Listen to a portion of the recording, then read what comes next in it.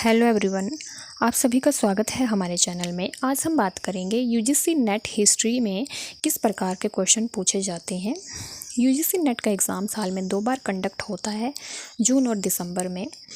तो आज हम बात करेंगे कि आखिर यूजीसी नेट हिस्ट्री में किस प्रकार के क्वेश्चन पूछे जाते हैं।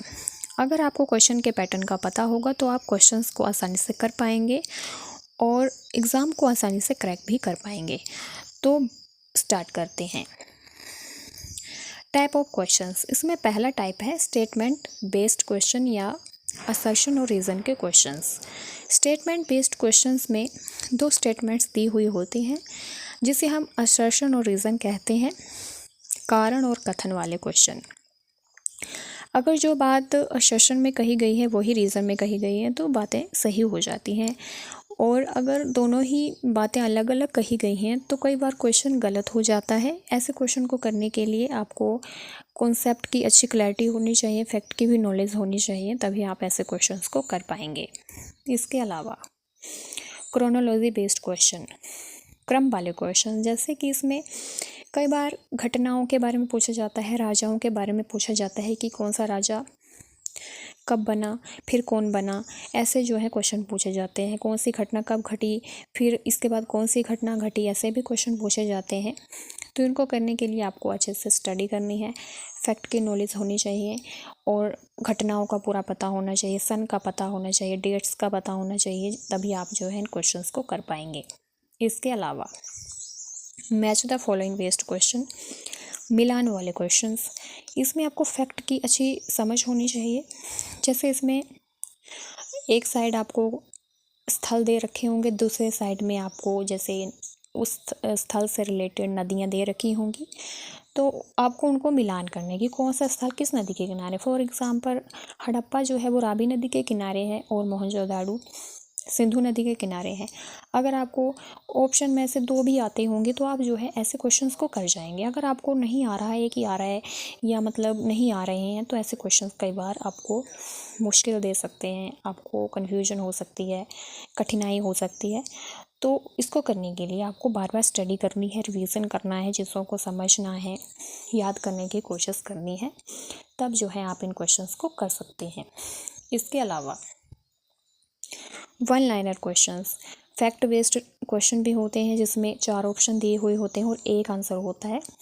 तो ऐसे क्वेश्चन आसान होते हैं, फैक्ट बेस्ड वाले होते हैं।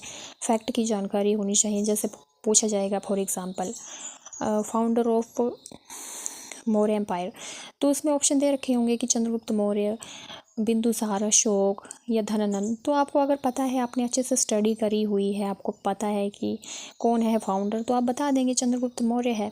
अगर आपको कन्फ्यूज़न है, कई बार ऐसे क्वेश्चन भी होते हैं कि दोनों में से कन्फ्यूज़न हो जाती है कि ये वाला ऑप्शन होगा कि ये वाला होगा, तो आपको उससे बचने के लिए एक ही ऑप्शन है कि आप अच्छे से स्टडी करें, अच्छे से रिवीजन करें, चीज़ों को बार बार पढ़ें। अगर आप चीज़ों को प्रॉपर से पढ़ के जाएंगे तो ऐसे क्वेश्चन भी गलत हो सकते हैं, तो इसलिए आपने ध्यान से पढ़ना है। इसके अलावा कॉन्सेप्ट बेस्ड क्वेश्चन, इसमें स्टेटमेंट पूछी हुई होती हैं कि कौन सी सही है और कौन सी गलत है। कई बार सारी सही होती हैं, कई बार सारी ही गलत होती हैं, या 2 सही होती हैं, 2 गलत होती हैं। तो इसको करने के लिए भी आपको कॉन्सेप्ट की क्लैरिटी होनी चाहिए, फैक्ट की नॉलेज होनी चाहिए, और आप अगर आपने रिवीजन अच्छा किया हुआ है तो आप ऐसे क्वेश्चन कर जाएंगे।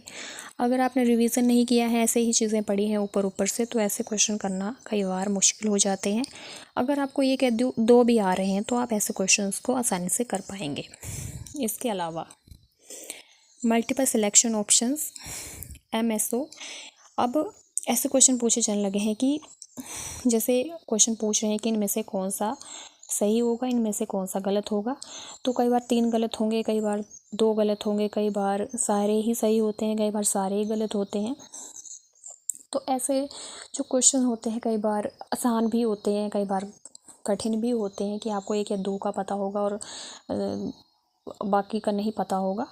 तो ऐसे में कन्फ्यूजन हो जाती है कई बार। लेकिन अगर क्वेश्चन आसान है, आपको आ रहे हैं, आपने पढ़े हुए हैं, तो आप याद करने की कोशिश कर सकते हैं कि ये जो ऑप्शन है वो गलत है, और जो ऑप्शन गलत है उनको आप देखने की कोशिश कीजिए कि ये ऑप्शन गलत है और ये तो होंगे ही नहीं। अगर आप ऐसा मेथड अपनाएंगे तो आप इन क्वेश्चंस को आसानी से कर पाएंगे। इसके अलावा आपने अच्छे से अगर रिवीजन किया है, पढ़ाई की है, बार बार चीज़ों को देखा है, पढ़ा है, कॉन्सेप्ट की क्लैरिटी है, फैक्ट की क्लैरिटी है, तो आप इन क्वेश्चंस को कर पाएंगे। अब ऐसे क्वेश्चन बार बार पूछे जाने लगे हैं तो आपको ऐसे क्वेश्चंस की प्रैक्टिस करनी चाहिए। घर में ही मॉक टेस्ट वगैरह दे के जाना चाहिए, अच्छी प्रैक्टिस करनी चाहिए, तब आप वहाँ पे आपको कोई भी प्रॉब्लम नहीं आएगी। अगर आप पहली बार देखेंगे फिर करने की कोशिश करेंगे क्वेश्चंस को तो आपको कठिनाई होगी। इसलिए मॉक टेस्ट जितने हो सके उतने दीजिए और अच्छे से प्रैक्टिस कीजिए, P/Q लगाइए, तब आप इन क्वेश्चंस को कर पाएंगे। ये क्वेश्चन इतने कठिन भी नहीं होते हैं कि आप नहीं कर पाएंगे, आसान होते हैं।